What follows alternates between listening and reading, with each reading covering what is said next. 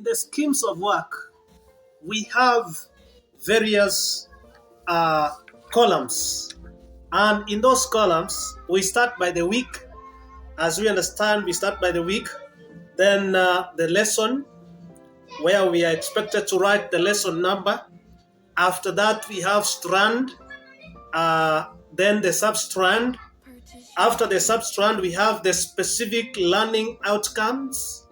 After the specific learning outcomes, what follows is learning experience.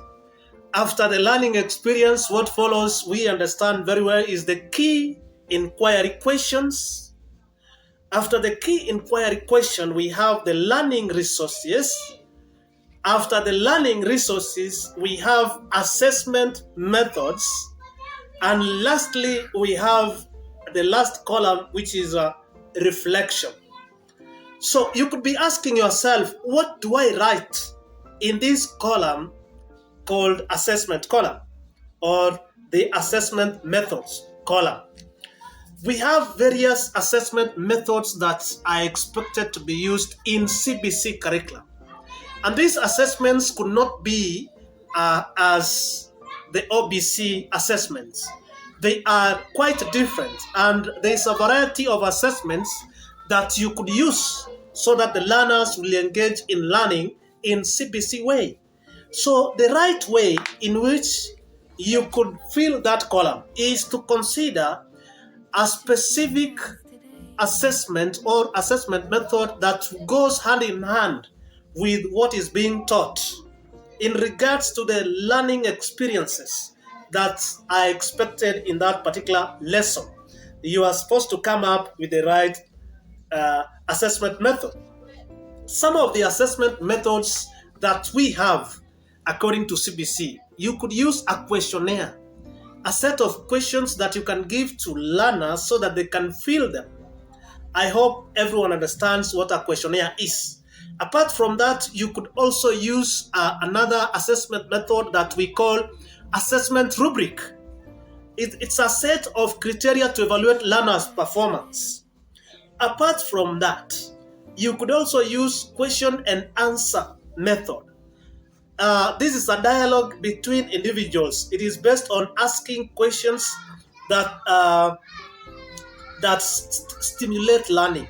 The questions which are being asked here, they stimulate learning and critical thinking when learners bring out ideas. That is another assessment method. You could also use portfolio.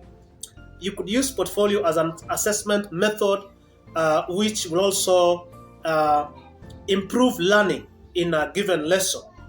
So this portfolio is a purposeful collection of learners' work samples, where the learners' self-assessment and goal statements that reflect their progress is placed in their portfolios or kept in their portfolios. So that is another method of assessment. We also have authentic task. Authentic task is an assignment given to a learner in order to assess their ability to apply knowledge and skills to the real world.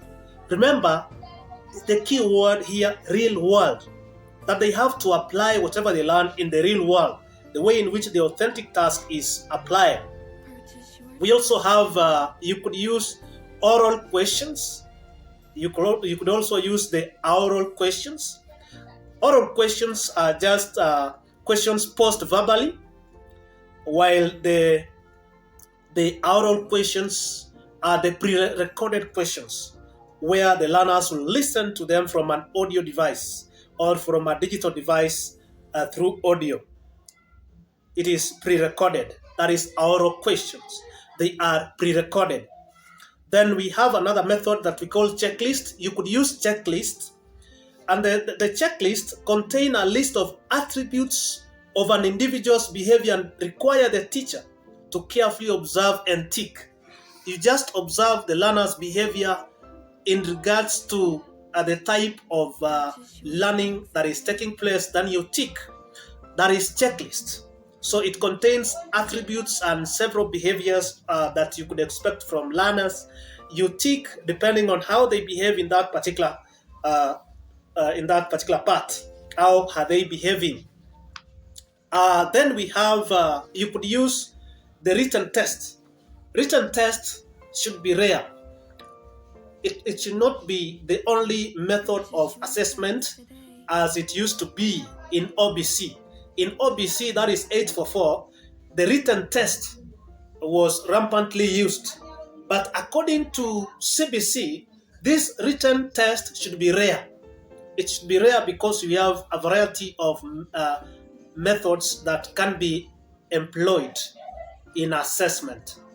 So apart from that, we have the learner's profile. This is a summary of teacher's opinion on mastery of competencies acquired in a level. So the competencies acquired by a learner, the teacher keeps a record on that. That is another way in which the learner can be assessed during a lesson. Rating scales is another method. This allows the teachers to indicate the degree or frequency of the behaviors. The degree or frequency of the behaviors acquired by a learner in a given level are shown in rating scales. They are displayed by a learner in a given lesson, and the teacher records in the rating scales. We also have another method that we call the quizzes method, the use of quizzes. These are knowledge tests, especially a competition between individuals or teams as a form of entertainment. The teacher could bring this as a form of entertainment during lessons so that as learners participate or compete, they will be able to answer questions. These are short questions. They could be written or verbal. It is quizzes. We also have journal. The use of journal, the learner keeps a record of his or her personal progress or feelings, thoughts, and experiences. And then it shows the daily progress of a learner.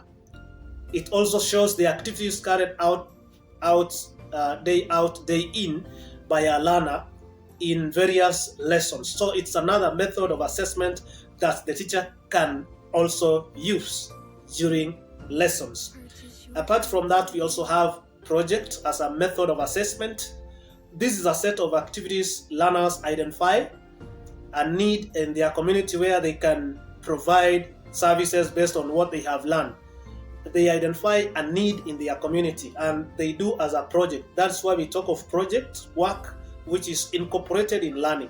So it's also another method of assessment to assess the learner's progress. So the project is meant to assess the learner's progress in a given strand or substrand. We also have anecdotal record as a method of assessment. This is an account of an event in a child's day. Reports, it consists of reports, photo, and drawing may be used to describe in a factual way the incident, its content, and what was said or done by the participant. So it consists of all those items, the photos, the reports, the drawings, all of them put together to show the progress of a participant. And remember, the participant is the learner. Then we can use another method that we call observation schedule. Observation is the most common method of assessment. It outlines characteristics and behavior that learners manifest during learning. And teacher records observations made on behavior of the learner. So as the teacher goes round, particularly to see the groups, that method is so crucial because the teacher observes what the learners are doing as they discuss in their groups. Thank you for your time. For more, follow Malim Jeff Bama.